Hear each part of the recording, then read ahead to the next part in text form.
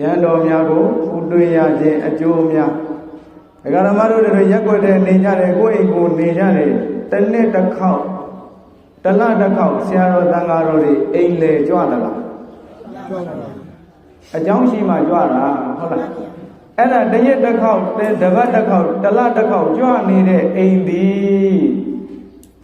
ဒကာဓမ္မများဘုံကံရှိလို့လားမရှိလို့လားရှိလို့ပါဗျာပစ္စည်းဥစ္စာမရှိသည်ဖြစ်စေမရှိသည်ဖြစ်စေတန်ဃာတော်ရှင်မြတ်တွေနဲ့ခင်အောင်ပေါင်းဘုံဘုံအလဲလေးကြွခဲ့အောင်တော့ဆိုင်ကယ်လေးနဲ့လာပေးဘုံဘုံအလဲလေးလိုက်ခဲ့ပါအောင်အေးလေးကတ်ချင်လို့မရဘူးလားဘုံဘုံတို့ဒကာဓမ္မတွေကအလုတ်တွေကိုစီများနေတော့ဘုံဘုံတွေကိုအိမ်လယ်များခေါ်ပြက်သလားခေါ်ပြပါဗျာဘုံဘုံတွေကလည်းခေါ်တိုင်းလိုက်သလားလိုက်ပါဗျာမလိုက်ဘူးဗျာနော်အဲ့တော့ဘုံဘုံတွေနဲ့ရင်းနှီးတဲ့ပုဂ္ဂိုလ်တွေဘုံဘုံတွေနဲ့ဘူးတွေ့ရတဲ့ပုဂ္ဂိုလ်တွေမှာအကျိုးတရား၅မျိုးရတယ်တဲ့အကျိုးတရားဘယ်နှမျိုးလဲ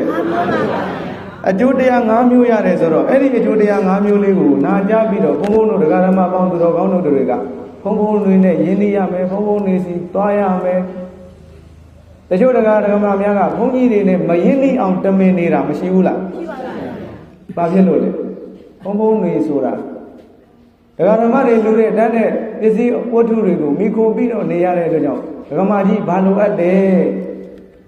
တောင်းတဲ့ပုဂ္ဂိုလ်ကဒကာဓမ္မများတောင်းပြီဟေးဆိုရင်ငုံပြတာနဲ့တူတယ်တဲ့တောင်းတယ်ဆိုတာဘာလို့တာနဲ့တူတာလဲငုံပြတာနဲ့တူတယ်ကဲဒကာဓမ္မများကတပည့်တော်တို့အစင်မပြေဘူးဖေမလူနိုင်သေးဘူးအဲ့ဒါကငုံပြတဲ့လူကိုပြန်ပြီးတော့ငုံပြတာနဲ့တူတယ်တဲ့တကယ်လို့တန်တန်မေးမေးလေးတွေမွေးထားတဲ့ဒကာဓမ္မကြီးတွေအားလုံးသိတယ်ခလေးငိုရင်မချော့ရဘူးလားချော့ပါဗျာမုံပေးတိုင်းရင်ပေးပြီးတော့မချော့ရဘူးလားတောင်းတဲ့လူရှိရင်ပေးနိုင်ရတယ်ဒါမှသာလေကိုကငိုပြရမရောက်မှာပေါ့အဲ့တော့ဘုံဘုံနေနဲ့ယင်းနေရင်ဘုံဘုံနေအလူခံရင်ငါလူရမှာပစ္စည်းတွေကုန်တော့မှာပဲဆိုပြီးတော့လူရတိုက်ရမှာကြောက်ပြီးတော့ဘုံဘုံနေနဲ့မခင်ရဲဘူးတဲ့တချို့ဒကာဓမ္မတွေပြောတာနော်တချို့တရားဓမ္မတွေကြတော့လေခင်လွန်းလို့ကိုယ့်ရဲ့ညီကိုမောင်ရင်းလို့ကိုယ့်ရဲ့ဆွေမျိုးရင်းချလို့ကိုဖြစ်ပြီးတော့ပြောမနာဆိုမနာတွေဖြစ်ပြီးတော့မနေဘူးလားအဲ့ဒီပြောမနာဆိုမနာပုဂ္ဂိုလ်တွေယဟန်တန်ဃာတွေမြင်ပြီးတော့ရတဲ့အကျိုးတရားဘယ်နှမျိုးရှိတဲ့လဲ၅မျိုးရှိတယ်တဲ့တရားဓမ္မများကိုတရားဓမ္မတွေအများကြီးဟောပေးခြင်းတော့ဘုန်းဘုန်းတို့တွေကတခါတလေအလွတ်မှတ်ဖို့ရခက်ခဲတဲ့အခါတွေမှာစာရွက်လေးတွေနဲ့ရေးပြီးတော့လဲဟောရတာမျိုးတွေရှိပါတယ်တကယ်တော့ဒကာဓမ္မများတရက်ကို၄ခါဟောရတယ်ဆိုရင်ဒကာဓမ္မများတရားဘယ်နှပုတ်ကြည့်ရမှာဘုန်းဘုန်းတို့ကအမြဲတမ်းဘုရားဟောတဲ့တရားတွေအမြဲတမ်းဆောင်ထားနိုင်တဲ့ပုဂ္ဂိုလ်တွေမဟုတ်သေးဘူးဒကာဓမ္မတွေကိုဟောပြဖို့ရတရားကြည့်ရပါတယ်အဲ့ဒီတော့၄ခါဟောတယ်ဆိုရင်၄ပုတ်ကြည့်ရတယ်ဒကာဓမ္မများအကုန်လုံးမှတ်မိဖို့လွယ်ပါမလားမလွယ်ဘူးဒါကြောင့်မို့တခါတလေမှတ်စုလေးတွေရေးပြီးတော့ဟောပြရတာပဲဖြစ်တယ်ဒကာဓမ္မတို့တွေကသီလဆောက်တည်တဲ့အချိန်မှာစာအုပ်ကြီးလမ်းပြီးတော့ဖတ်နေရင်လည်းရတာပဲပေါ့တချို့ဒကာဓမ္မတွေဆိုရင်အိမ်မှာပဲနေတယ်ကြောင်းမလာဘူး TV ကနေသီလမဆောက်တည်ဘူးလားအဲ့တော့သီလဆောက်တည်တဲ့ပုဂ္ဂိုလ်တွေ TV တဲကဆရာတော်နဲ့အပြင်ကဆရာတော်ဘယ်သူ့ကိုကြီးညိုတော့ဟုတ်နိုင်ပါဘူး TV ထဲမှာကတကယ်ဆရာတော်ကြီးတွေလာတာဟုတ်ပါကျုပ်ဆရာတော်ကြီးတွေမလာဘူးလားတကယ်နိုင်ငံကျော်ဆရာတော်ကြီးတွေလာတော့ TV ထဲကဆရာတော်ကကိုကြီးညိုဆရာကောင်းတာမဟုတ်ဘူးလားဒါပေမဲ့အိမ်ကိုကြွလာတာမဟုတ်သည့်အတွက်ဒကာဓမ္မတို့ယင်ထဲမှာအပြင်မှာဖူးတွေ့ရတဲ့ဝမ်းသာမှုတော့မဖြစ်ဘူးတဲ့အပြင်မှာဝမ်းသာသလားဝမ်းသာပါမလားဝမ်းမသာဘူးဆရာတော်ဘုရားကြီးဆရာသီလခံယူလိုက်မယ်ကဲသီလယူလဲယူပြီးတော့ TV ကိုကြောက်ကလေးပိတ်ပြီးတော့မပြီးတော့ဘူးလားဆရာတော်ကြီးကိုကြိုဆိုရတဲ့ကုသိုလ်တွေရသလားမရပါဘူးဆရာတော်ကြီးကြွလာတာလက်အုပ်ချီထားတဲ့ကုသိုလ်တွေရသလားမရပါဘူးဆရာတော်ဘုရားကြီးကနေပြီးတော့တရားဓမ္မတွေထပ်ပြီးတော့ဟောတာလေးတွေကိုသီလယူရင်းနဲ့ဆက်ပြီးတော့နာမယ်ဆိုပြီးတရားဖွင့်သည်နာသည်ထားအောင်ဆရာတော်ကြီးပြန်ကြွတဲ့အခါမှာဥချလို့တယုတ်တသေးပြုတ်ပေးရတဲ့အလုပ်ကိစ္စလေးတွေရှိသေးလားရှိပါဘူးအဲ့ဒါတွေကမြေဝါးတင်နေဖူးတွေ့ရတဲ့ဆရာတော်တန်ဃာတော်တွေနဲ့မတူတာပဲပေါ့တရားဓမ္မများတရားဓမ္မဟောကြားတဲ့နေရာမှာဆရာတော်ကြီးတွေရဲ့တရားဓမ္မသည်ငယ်ရွယ်တဲ့ဦးစင်းလေးတွေဖုံဖုံလေးတွေဟောတဲ့တရားတွေအစမတန်တန်ဖိုးကြီးမားတယ်တဲ့ဘုံဘုံတို့ရဲ့ဘုရားငါဆိုရနာသင်္ဃအကြောင်းမှာလာပြီးတော့တရားနာကြတဲ့တရားဓမ္မများ နေ့စဉ်နေ့တိုင်းဘုံဘုံတို့ရဲ့တရားမနာရဘူးလားဘုံဘုံတို့တွေအရွယ်မကြီးဘူးလားကြီးပြီလားကြီးပါပြီဗျာနော်ကဲဘုံဘုံတို့တွေရဲ့အရွယ်နဲ့ဘုံဘုံတို့ရဲ့ဆရာတော်ဘုရားကြီးတွေနဲ့အရွယ်ဆိုရင်အရွယ်ကြီးရှင်ပြီးတော့တရားနာကြမယ်ဆိုရင်ဆရာတော်ဘုရားကြီးတွေရဲ့ထံကတရားကိုနာရတာပို့ပြီးတော့အကျိုးအာနိသင်ရှိတယ်ပို့ပြီးတော့လေးနှစ်တယ်တဲ့ဓမ္မများအဲ့ဒီတော့ဘုန်းဘုန်းတို့ရဲ့ထေရဝါဒသာသနာအရဆရာတော်ဘုရားကြီးတွေရဲ့အဆုံးအမကိုနာယူပြီးတော့ဟောကြားရတယ်ဆိုတာမမှန်ဘူးလားဘုန်းဘုန်းတို့တရားဟောတယ်ဆိုတာလည်းပဲဘုန်းဘုန်းတို့ရဲ့ဆရာသခင်ဘုရားငါးစုရတနာသင်္ဃကျောင်းဆရာတော်ဘုရားကြီးကိုဥထိတ်ထားလို့ဘုန်းဘုန်းတို့တရားဓမ္မတို့တွေကိုဘုန်းဘုန်းတို့သိတာလေးတွေဟောပြရတာပဲဖြစ်တယ်ဘုန်းဘုန်းတို့တက်လို့ဟောပြတာလားတရားဓမ္မတွေသိစေခြင်းလို့လားဘုန်းဘုန်းတို့ကတိတ်မကျွမ်းကျင်ပါဘူးနော်တရားဓမ္မများကျွမ်းကျင်နေဆိုရင်နိုင်ငံကျော်ကြီးဖြစ်နေတော့မှာပေါ့ဖြစ်ပြီလားဘုရားငါးစုရတနာသင်္ဃကျောင်းကဘုန်းဘုန်းလေးနိုင်ငံကျော်ဖြစ်မဲ့အချိန်များရောက်အောင်မလားမသိဘူးပဲနော်တရားဓမ္မများတရားဓမ္မတို့မှလည်းအားပေးဖို့တာဝန်မရှိဘူးလားကိုရင်ဘဝတုန်းကတော့ကိုရင်လေးတော်တယ်နေနိုင်လိုက်တာထိုင်နိုင်လိုက်တာဆိုပြီးအားပေးလာပြီးတော့မှဘုန်းကြီးအရွယ်ရောက်ခါမှဘာအားမှပေးတယ်မကြားရဘူးတရားဓမ္မများဘုံဘုံအရွယ်ရောက်လာတော့နည်းနည်းပါးပါအရွယ်လေးရလာပြီဆိုတော့အော်အတင်းငိမ်လောက်ပြီထင်ပါရဲ့ပြောစရာဆိုစရာမလိုဘူးလို့မထင်ဘူးလားထင်သလားထင်တယ်တခါတလေကြတော့လေတို့ကဘုံဘုံတွေကိုဆရာမလုပ်သင့်ဘူးဆိုပြီးတော့မပြောတာတွေမရှိဘူးလားအဲ့ဒီတရားဓမ္မကြီးတွေရဲ့အဆုံးအမကိုကြားရတဲ့အခါမှာကိုယ့်ရင်ထဲကိုပြန်ပြီးတော့ဆုံးမရတာတွေမရှိတတ်ဘူးလားရှိတတ်တယ်ဘုံဘုံဆိုပြီးလွတ်မထားနဲ့နော်ဆုံးမတင်တာလျှောက်တင်တာတွေမလျှောက်တင်ဘူးလားလျှောက်တင်နေဗျာနော်အဲ့ဒါလေးတွေကိုဘုံဘုံတို့ကကြားရမှာဩဒီတရားဓမ္မတွေကဒီလိုမျောလင့်နေကြပါလားဆိုပြီးတော့ဘုံဘုံတို့တွေကပို့ပြီးတော့ငြိမ်းချမ်းအောင်နေတယ်ပို့ပြီးတော့ကောင်းမွန်အောင်ကြိုးစားမယ်ဆိုတဲ့အတွေးလေးတွေဖြစ်တာပေါ့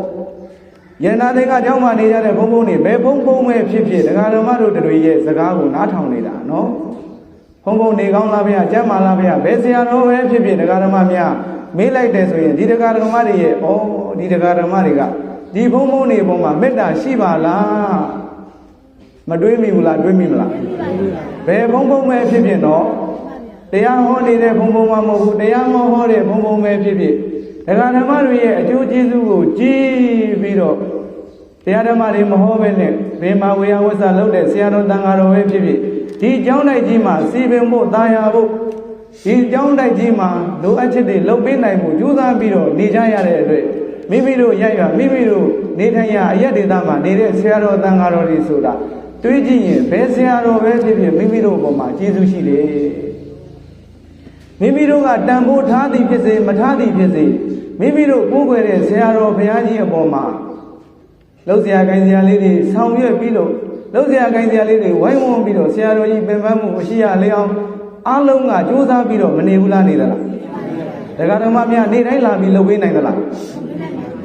ကိုကနေတိုင်းလာပြီးမလှုပ်ပေးနိုင်ရင်နေတိုင်းလှုပ်ပေးနေတဲ့ဒီဆရာတော်လေးတွေကိုလည်းပဲတန်ဖိုးထားတတ်ရမယ်တရားဟောမှတန်ဖိုးထားရမှာလားတရားမဟောလဲတန်ဖိုးထားရမှာလားဘုံဘုံကတော့ပလင်ဘုံကနေမိုက်ကြီးကြိုင်လို့ပြောပြီဗျတရားဓမ္မများဒီလိုပြောလို့စိတ်မဆိုးကြနဲ့နော်ဘာဖြစ်လို့လဲကိုယ့်ရဲ့ကိုယ်ရွာမှာသတင်းသုံးပြီးနေတဲ့ပုဂ္ဂိုလ်တွေဟာမိမိတို့ရရွာတာယာဖို့လှုပ်ပေးနေကြတာကြီးပဲမဟုတ်ဘူးလားကိုယ်အကျိုးပဲကိုကြည့်ရင်ဆွမ်းကန်ဆိုတာမကြွလဲပဲဓမ္မများတချို့ဘုံဘုံနေဆွမ်းကန်မကြွလဲပဲကြီးညိုကြတဲ့ဓမ္မတွေဆွမ်းလာပို့တာနဲ့ဖုံးပေးပြီးနေလို့မရဘူးလားအဲ့ဒီဆွမ်းကန်ကြွတယ်ဆိုတာတချို့တန်ဃာတော်အရှင်မြတ်တွေကဒီတရားဓမ္မတွေဆွမ်းလောင်းရင်းနဲ့ကုသိုလ်ရအောင်တမင်တကာကြွတာမိုးရွာလဲကြွတယ်နေဘူးလဲကြွတယ်တချို့တန်ဖိုးသိတဲ့ပုဂ္ဂိုလ်တွေကဘယ်လိုယူဆသလဲဆိုရင်ဆွမ်းကန်ကြွတဲ့ပုဂ္ဂိုလ်တွေဟာအိမ်ရှိမှရွှေဒုတ်လာချပေးတာနဲ့တူတယ်တဲ့ဆွမ်းကန်ပြန်ရင်နောက်ကနေလိုက်မချောင်းကြည့်ရဘူးနော်ရွှေဒုတ်ချပေးတယ်ဆိုလို့ဓမ္မများအမှန်တကယ်သာရွှေဒုတ်ကိုမြင်ရတဲ့ကိုယ်တိုင်ဝတ်ဆင်လို့ရတဲ့ရွှေဒုတ်ချပေးရင်တော့ဒီဆရာတော်တွေမကြည်ညိုပဲနေမလားဓမ္မများပစ္စည်းပေးတဲ့ယဟန်တန်ဃာနဲ့ဓမ္မပေးတဲ့တရားဓမ္မဟောကြားပေးတဲ့ယဟန်တန်ဃာဘယ်ယဟန်တန်ဃာကိုကြည်ညိုရမှာတ အေးဘုရားငါဆိုရတာသင်္ဃာကျောင်းမှာလာပြီးတော့ကုသိုလ်ကောင်းမှုပြုကြတဲ့ဒကာဓမ္မတွေကတရားတွေခဏခဏနာထားတော့ဒီအတိရကြပြီပေါ့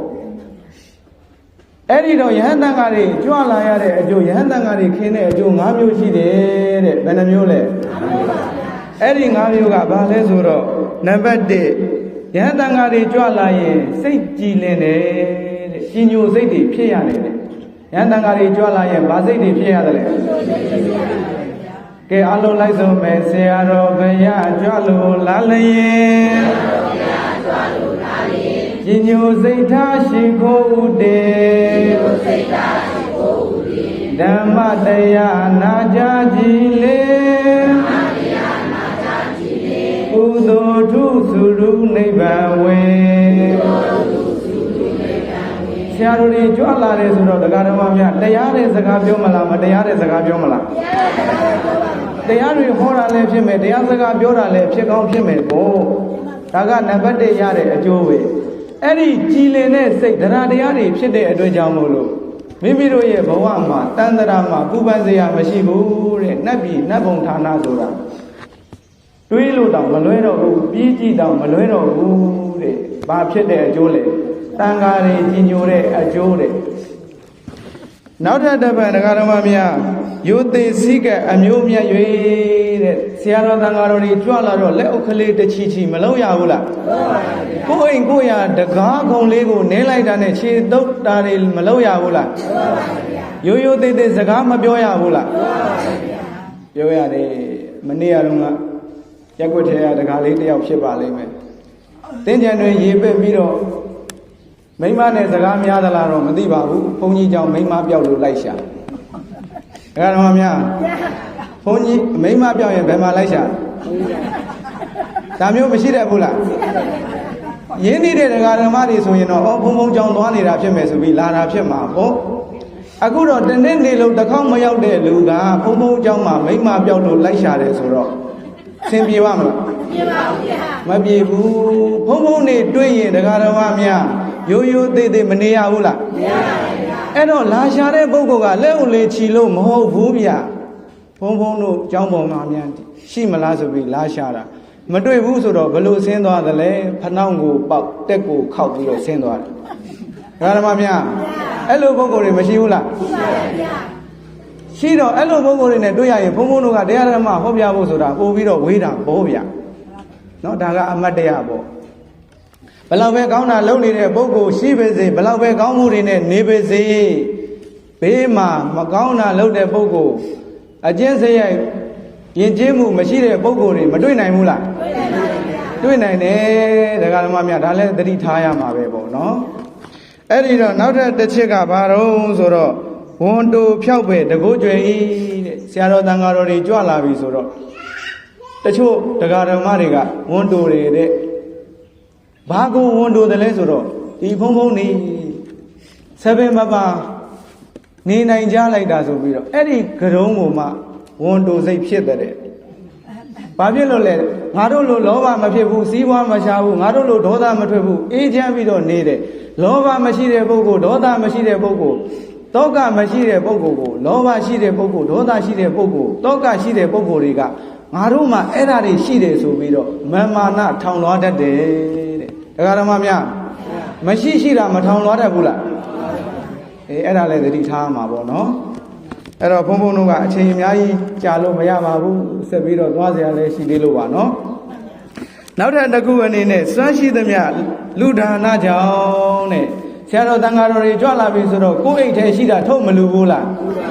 ကိုယ်တက်တာကြီးဖွင့်ပြီးတော့လည်းမလူဘူးလားဒကာဓမ္မများအပြင်မှာထုတ်ထားတာလေးတောင်ပြန်ထည့်တဲ့ဒကာဓမ္မများလည်းမရှိဘူးလားငါလူလိုက်ရင်တော့နောက်နေ့အစဉ်ပြေချင်မှပြေမှာပြန်ထည့်ထားလိုက်ဦးမယ်အလူဒါနပြုတဲ့ပုဂ္ဂိုလ်တွေလူမဲ့ကြံလိုက်တိုင်းမလူနဲ့ဆိုတဲ့စိတ်ကနောက်ကမပိတ်တတ်ဘူးလားကိုပိတ်ဒကာဓမ္မများကုသိုလ်လုပ်တဲ့စိတ်ရှိပါအောင်မလား